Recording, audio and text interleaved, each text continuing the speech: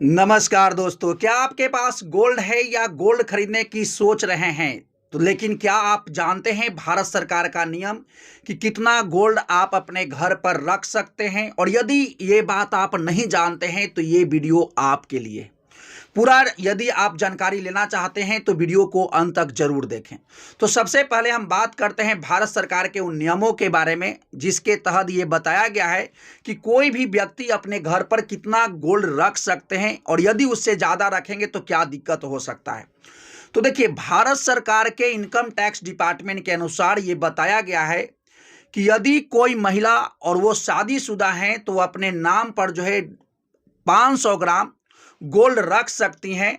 और यदि कोई महिला अविवाहित हैं तो उस कंडीशन में वो जो है अपने नाम पर 250 ग्राम सोना रख सकती हैं और इसके लिए भी कोई भी इनकम का प्रमाण देने की आवश्यकता नहीं है। और यदि कोई पुरुष हैं तो वो जो है अपने पास 100 ग्राम सोना रख सकते हैं और इनको भी जो है इनकम प्रूफ जो है देने का आवश्यकता नहीं है। लेकिन एक बात और है कि यदि कोई ऐसे शख्स हैं, कोई ऐसे व्यक्ति हैं या महिला जो कि ज्वाइंट फैमिली में रहते हैं, संयुक्त परिवार में रहते हैं, तो क्या उनके पास भी इतना ही सोना का लिमिट है? तो ऐसा नहीं है। यदि कोई ज्वाइंट फैमिली में रहते हैं तो उनके पास जो है यानी 500 ग्राम से ज़्यादा सोना भी हो सकता है और आप रख सकते हैं। लेकिन आपको ये बताना होगा कि आपके पास ये सोना कहाँ से आया है।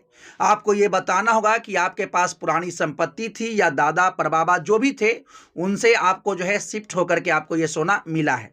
यदि आप उसका लीगल स्रोत बता पाते हैं और आपके पास वो होता है प्रमाण, तो आप जो है लिमिट से ज़्यादा भी सोना रख सकते हैं, कोई दिक्कत नहीं आती है। कि यदि किसी के पास यानी भारत सरकार के लिमिट से ज़्यादा सोना पाया जाए उस कंडीशन में क्या हो सकता है।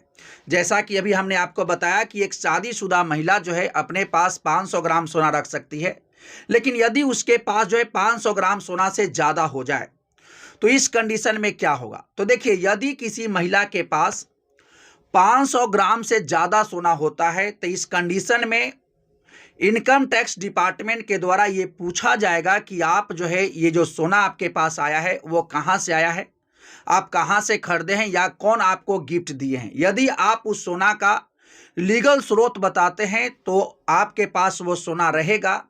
और यदि आप लीगल स्रोत नहीं बता पाते हैं कि ये सोना आपको कहाँ से मिला, कहाँ से खरीदे हैं, तो उस कंडीशन में आपको जो है इनकम टैक्स डिपार्टमेंट के द्वारा वो सोना जो है जब्त कर लिया जाएगा। और यदि आपके पास लिमिट से ज़्यादा सोना है उस कंडीशन में आपको इनकम टैक्स डिपार्टमेंट के द्वारा ये कहा जाएगा कि जो एक्स्ट्रा सोना आप लिए हैं उस पर आप जीएसटी पे किए हैं या नहीं। यदि आप जीएसटी पे किए होंगे उस कंडीशन में आपके पास वो सोना रह सकता है, कोई आपसे छीन नहीं सकता है। अब हम बात करते हैं यदि आपके पास गोल्ड है तो उसको कैसे सुरक्षित रखा जाए। तो देखिए, यदि आपके पास गोल्ड है तो उसको सुरक्षित रखने का सबसे बेस्ट तरीका यह है कि आप जो है उसको लॉकर में रखें। आप किसी भी बैंक में जाकर एक लॉकर ले सकते हैं और उसमें आप जाकर के अपना गोल्ड को सुरक्षित रख सकते हैं, वहाँ से चोरी होने का कोई डर नहीं होता है।